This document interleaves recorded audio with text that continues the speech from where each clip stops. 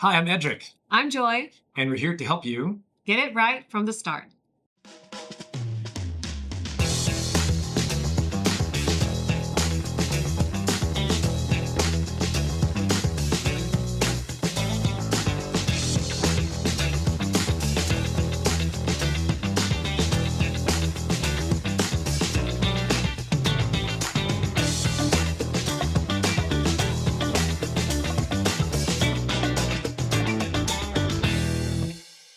So today is a unique podcast feature because we have someone near and dear to us. I mean, many of our guests have been friends and people we know, but this person, you want to introduce him?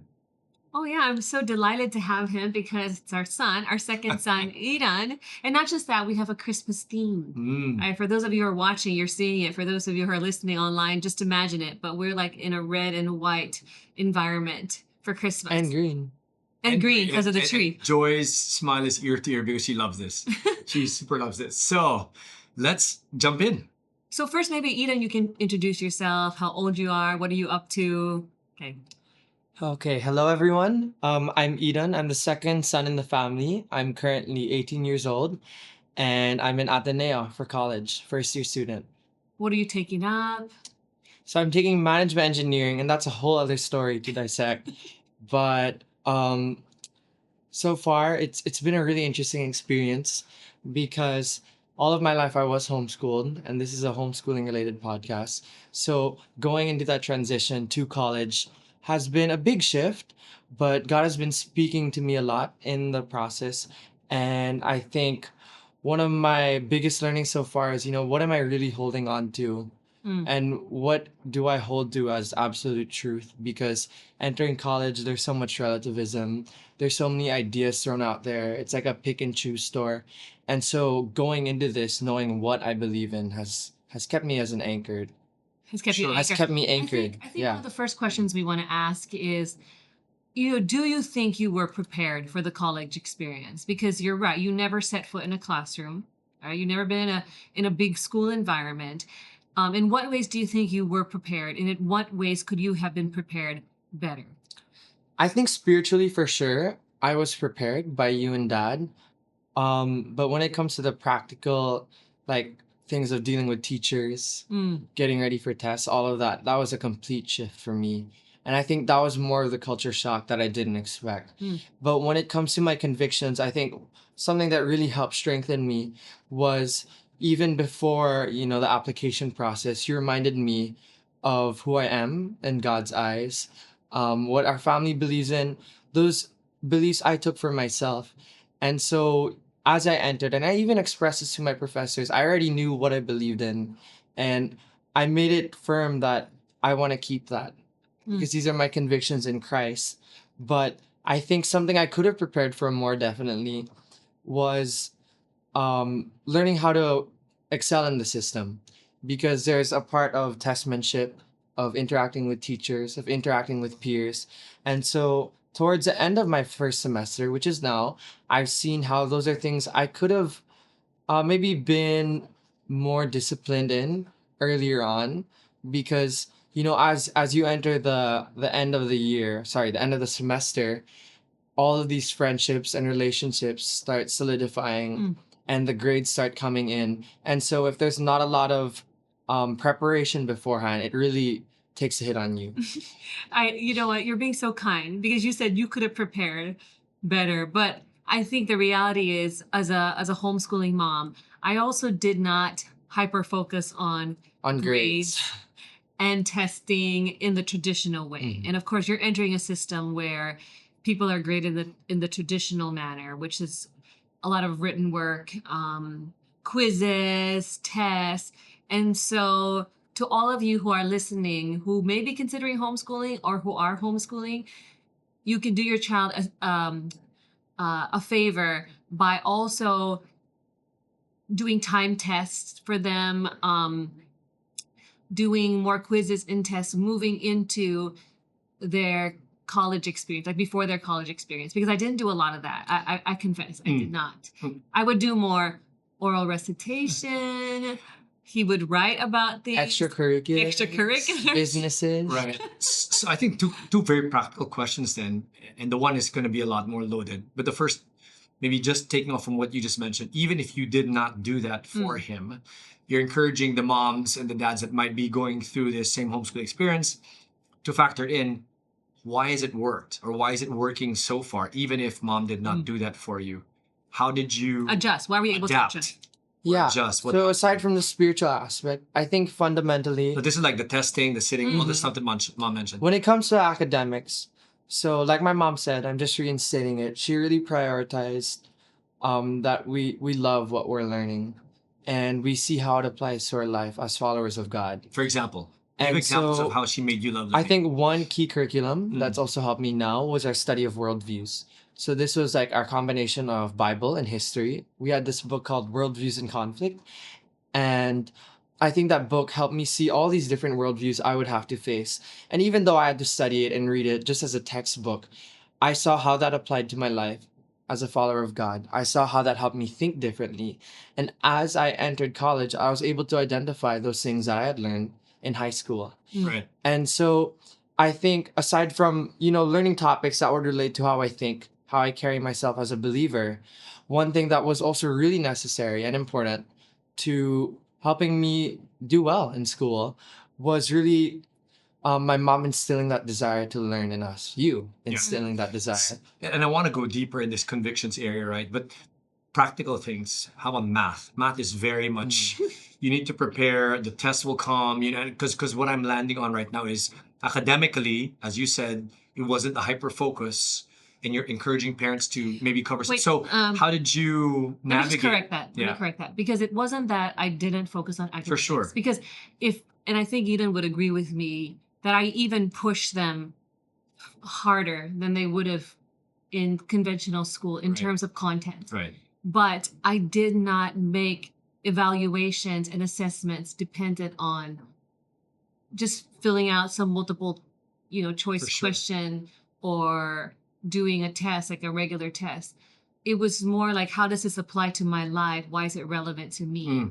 So let's talk about math in Yeah. very concrete things. So how did you feel like you were prepared to do math? Because one of the things that management engineering is notorious for is they're Is the very math. big on maths and financials and numbers. So tell us how, even if mom was honest in saying there were maybe something she didn't focus on, seems like Yeah, I think you're doing okay, or are you even in doing okay? homeschooling, like how there's skills in life, there are hard skills Mhm. and there are soft skills. And I would say that there's hard subjects and soft subjects. And hard subjects are, the really critical thinking subjects such as math or logic, reasoning, all of that. So particularly in the area of math, I think one thing that really prepared me was with our math curriculum, which we use, which is Khan Academy, there would be a measure of proficiency because there's certain subjects that are they're not open-ended in how you interpret the results, but there's only one result, one answer you can get, particularly in math.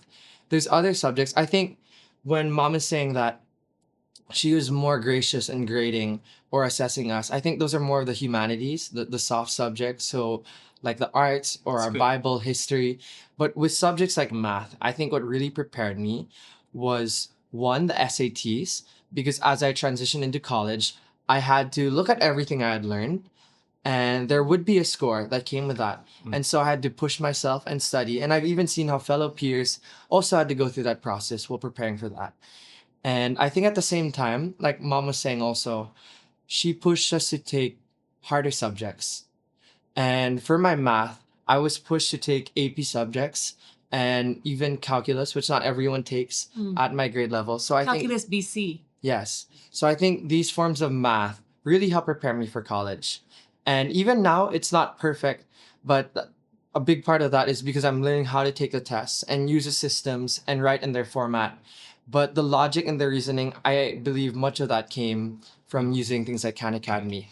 Thanks, Han. So now I wanted to talk about the convictions part you did mention, right? You used the word, as we started, relativism. We know what that is, but can you explain that in your own words? And then let's go to the very pointed question of, you said you had made these choices before going into college. So at what point do you feel that was clear to you? Like, okay, this is it. This is Eden's choice. not because dad and mom are forcing it or the environment or whoever, and then you carry those things. So three questions really. Number one, right? What is relativism? Number two, at what point did you forge these convictions, right? And then the three, what are those core convictions? Just so that it's spelled out. Can I just add something? When you, of course, many people may know what relativism is, but Yeah. what does it look like today Yeah. on your campus? Yeah. And you can give some concrete examples. And how it forces you to think also, how am I going to engage these people? How am I going to deal with this? How am I going to, think through this? And what perspectives am I to have as I encounter? Okay. So number one.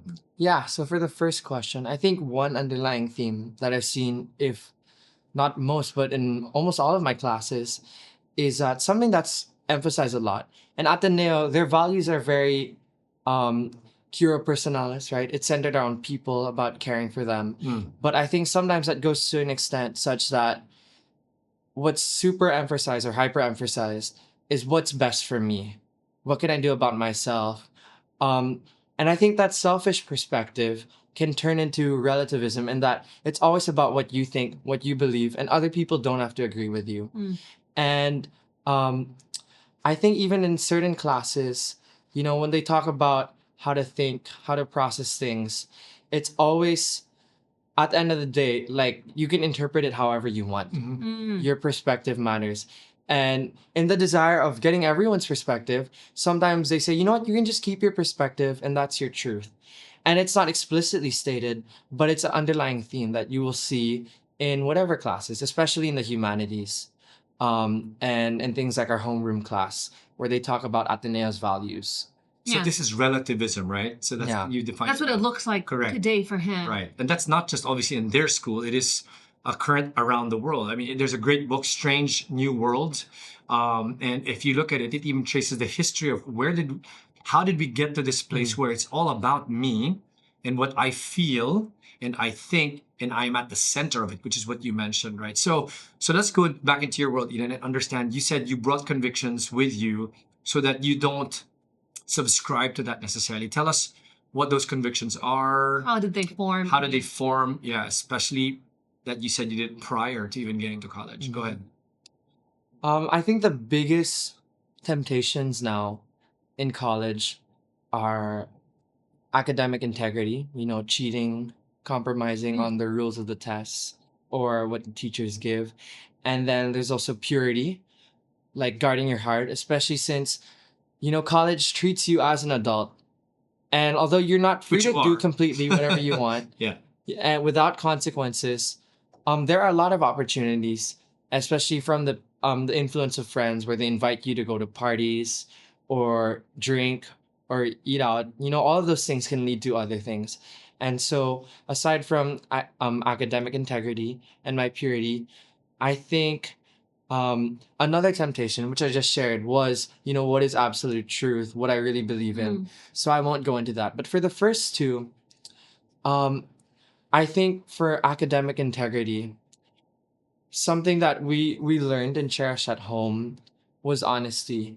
And I think one of my convictions was that, if I don't do my work with a clear conscience or with following the rules that my teachers have outlined, how will God bless it? And you see over and over again emphasized in the book of Proverbs, or even with the kings in the Old Testament, how those who were faithful were blessed in all that they do. And I think one of my biggest, my heart's desire entering college, whether that be through academics, through friendships, through my relationships with professors, is that I would be blessed in all I do. And so one of my motivations has been to be honest in how I conduct myself and how I follow the rules, because I desire that blessing. And second on the list is purity. I think something that we really cherish in our family from the start was purity, because we saw how it was a celebration of God's holiness. And I think that keeping purity is so beautiful. And my parents showed the contrast with purity and recklessness of this world, as it's literally a contrast between light and dark. And in our family, my parents really encouraged us to keep this purity sacred, because it's a picture of the relationship between God the Father and Jesus. It's a picture between a faithful couple. Um, and the reason why I really wanted to keep purity was because I wanted to celebrate God's holiness. Mm. And I was reminded by my family that not only is it a calling, not only are we called to keep our bodies as a temple of God, but we are called, it is possible through Christ Jesus. And so I think the only reason why it was made clear to me and my siblings that purity was possible is because it was modeled at home. And I think my parents' relationship with one another, how they had the balance of both intimacy, but purity in how they interacted with each other and avoiding temptations from outside people. Why are you smiling? I think because maybe an example would have been like sometimes as a family, let's say we're watching something. I mean, it's a simple thing, And then right? dad makes comments. Or, but then we see a scene that's not okay. Then we would fast forward through it, or we would skip it, right? Or we would close our eyes. Or I think you saw that we all wanted to pursue purity just because we were adults or just because we were parents. It didn't mean that we graduated from that. So it was something that we wanted to pursue together as a family. Dad's jokes are in the context of marriage. Yeah. He's just being flirty. That's different, right? Yeah. But Okay, I think Impurity in the pure context. what? It's not impurity then. that's not impurity. Just kidding. I think a clear example from your lives, I think that's really touched all of us as siblings, is how you struggled earlier on, especially my dad. He did struggle with his purity, with pornography Mm, at an earlier age. And mom, you were affected by people who abuse you when mm, you were younger. And so I think what made purity real to us, because purity and innocence are different, right? Innocence is what you have when you're born into the world, and usually that's destroyed by external forces, the environment. But purity is a commitment that we make. And we see that it's possible for anyone, no matter what their background is, to make, because David did that after he had fallen mm. into sin with Bathsheba. And he asked God to create in him a new heart and renew in him a steadfast spirit, right? And so I think in your lives, when me as siblings saw how God changed you and he transformed that brokenness, we saw that purity was made possible because God restores and redeems relationships. And there's this one book that my mom would always read to us. She always cries when she reads it because it's a picture of God's holiness, and it's a story of a man and a woman. And this princess, she's kept at home with her parents. The her whole Princess life. Kiss. It's called The Princess's Kiss, yes. And they represent the kiss as this shining object that's kept in a jar. Mm, And the woman, there's all these men who come and court her, and the parents don't really approve of them. mm. And then she finds one man who's kind of disheveled. He comes He's a from simple foreign- guy. It's kind of like Beauty and the Beast, right? He's a simple guy, and he meets the family, and he's a really different person. And how he characterizes himself, it's not about money. It's not about just trying to Power. impress a girl or power. He's a simple person, and he shows to the girl that he had also kept his kiss. Mm, He had kept his purity clean ever since the start. mm. And they both fall in love with each other and they marry each other. And then And they give that gift. and they give each other their kisses. Yeah. Right. I never heard this story. It's so funny. Like, I know a little bit. Never. Story. Never. So I've read that to the kids. There's a guy version of that, and there's a girl version. Wow. But yeah. So the whole I point. think I should read that book. Yeah, you need to read it. You remember that? Yeah, I do. Oh, oh my gosh, I'm getting teary-eyed. Okay. So I think that was going to be for our next episode, this whole thing that you're sharing about purity, but I think that God wanted us to get into it because I think it's It's part of the convictions, right? He's sharing Yes. the convictions. and when we talk about how do you become prepared for the college experience? And just because somebody's going to a Christian or a biblical worldview college or it's more secular, it doesn't mean that you're going to be free from temptation. And so all In other parents... words, the principles are the same wherever you send them Yeah. off, generally, right? And what I'm gathering from what Edan's sharing so far is that number one that I see, you may not have specified it, but when you said honesty and integrity, at the end of the day, that comes from a personal relationship with God, where you want to do what pleases God, even when nobody is watching. And I'm curious as to how you developed that, or what stage did you recognize in your own childhood and development that you wanted to live to please God? Because obviously that wasn't right before college. What was the process? What process did you go through to arrive at even that conclusion or that perspective, that conviction? Yeah. I think for me, the way that I learn is I look at people's lives and I look at their mistakes and I learn by trying to avoid those mistakes. We're laughing because you're looking at me right now. Because I think, I don't know, but in the earlier stages of my life, I was kind of pessimistic. Mm-hmm. And so I'd always look for what's wrong in a situation What's wrong and- with people? and criticize that. Mm. But my desire is so that they would improve, right? But I'd always point out those things. And so I think when I looked at people in the Bible who were doing so well, and then suddenly they failed, for me, I'd hate for that to happen in my own life. Mm. And so that's what really convicted me. Like when you see the story of Solomon, he loved God, he was the wisest person, and yet he still stumbled. Big And time. he stumbled really big time.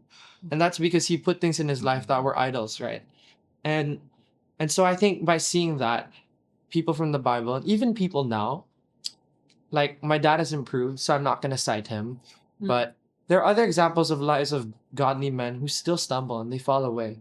And so my desire is that I'll finish well and that I'll be found faithful. Mm. And so for me, what really comforts me and what I aspire to be is to have a life that is blessed and blessed in everything. Because, over and over again, we see in the Old Testament how God called the Israelites to be set apart, to be different, so that their nation would be blessed. And some of the things that they were called to do seem so absurd, but some of them were there so that they would be different. And they would be And they'd be protected. They would be protected. Wow. It was because God had that foresight, right? And so in my own life, I think I really desire that because I want to live a life that honors God and that's fulfilled. Sure. And I think true fulfillment really comes from the desire to be faithful in everything that you do. Let me ask maybe one final question in this particular episode, Eden. Let's be honest with the people who are listening here. I love all of the I want to because of all these reasons, which is good. Now you're out of the home, you're in college, you're in a very different atmosphere. Talk about the pressure. I mean, I'm sure that as you meet people, and you share this even to us, right?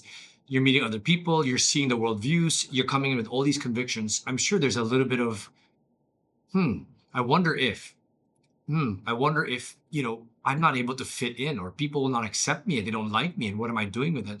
Let's be real and talk about how do you navigate that? What are the pressures that you might be feeling or the influences given your convictions and how do you still hold on to them? What And helps how do you you? continue to Yeah. engage people Yeah. without being like a weirdo? Let's face it, a lot of people can Isolated, be so extreme, weirdo, right? many I other mean- words.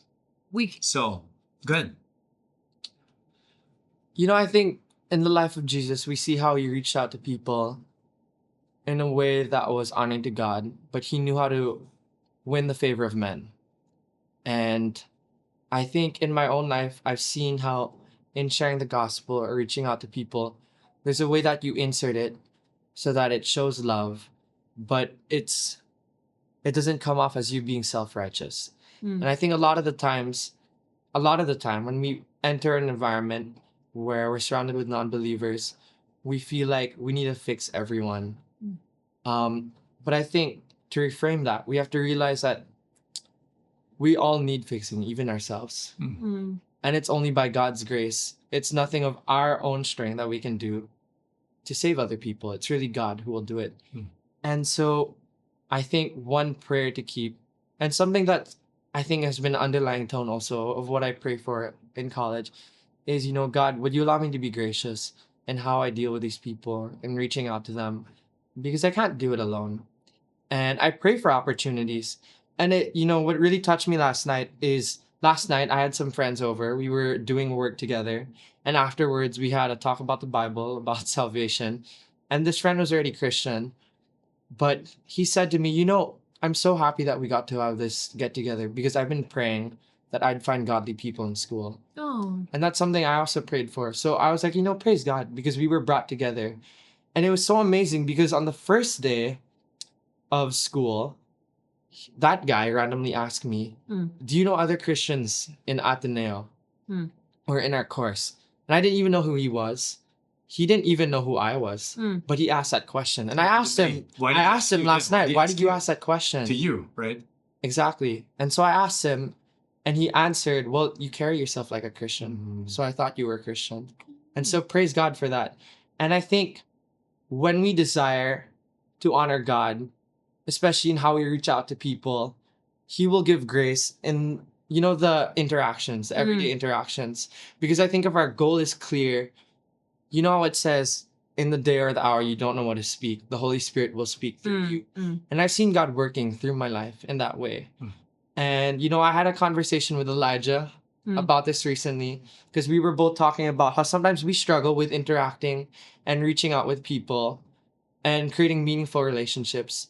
And something I reminded him of, and something God has been speaking to me of, first of all, is that our end goal needs to be clear.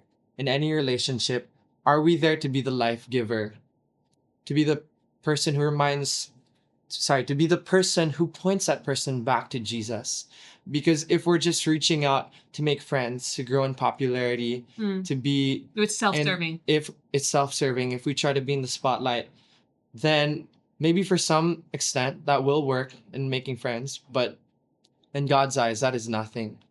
And so my conviction has been to love people so that they know what God's love is. Mm. And so I think there are some times where I can be talking too much about what I believe. And so I've been mindful of that, like watching when people tune out in conversation good. or shifting the Very good direction. practical advice. Yeah. And so when I share my faith, I think what works the best is when I'm with one person Mm. and we're It's talking with each Yeah. other. Because I feel like that doesn't put the person on the spot, Mm. and you create a safe space for them to ask Good. questions and engage. And And you can ask them about their story. Yep. And usually they don't like sharing that in a group of people. That's very good. interestingly, because we've had some conversations about your experience in the last semester, and you've talked to me about some random moments where people have asked you questions and engaged with you on topics that normally people would want to touch because they can be controversial or political. And you said that you noticed that they were open as they engaged you, and even if you had contradictory views, they were open to receive it. And I think that, and I'm not just saying this because I'm your mother, although of You course, are I love being your mother. So, But one thing I noticed about you, Edan, that I want to just affirm in you is you have this ability, as you said, to sense the situation, the relational climate. And you know when to interject things, when to pull back.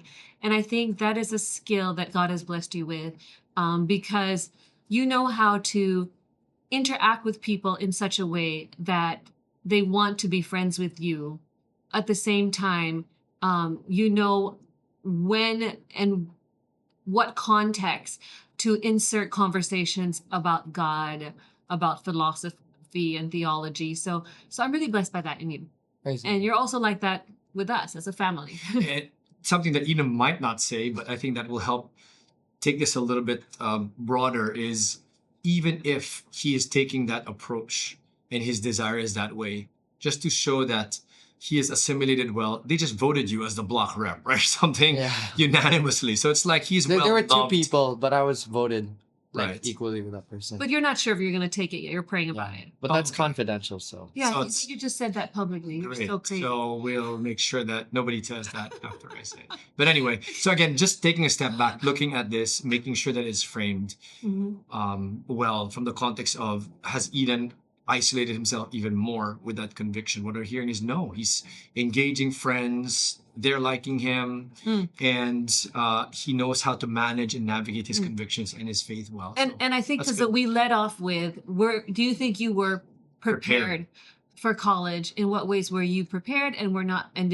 in what ways did you feel you were not prepared? So he admitted that on the one hand, in terms of the academics, he did do the work, but in some of the testmanship and learning to deal with a classroom and a professor, he wasn't really prepared for that, but he's learned to adjust. It took you some weeks, months even, I think, to adjust. But then what he did feel he was prepared for was Convictions. the convictions Mhm. coming into it, the desire to please God, so spiritually, but also learning how to learn Mm, and having a love for learning. yeah.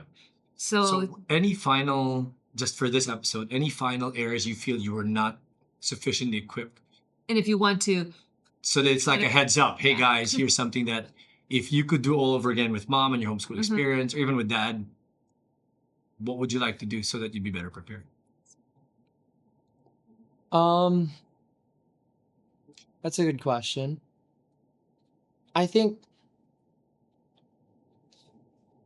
well, it's something I've been more mindful of, but I think something Christians especially have to be wary of entering environments where there are non-Christians is the danger of self-righteousness Mm.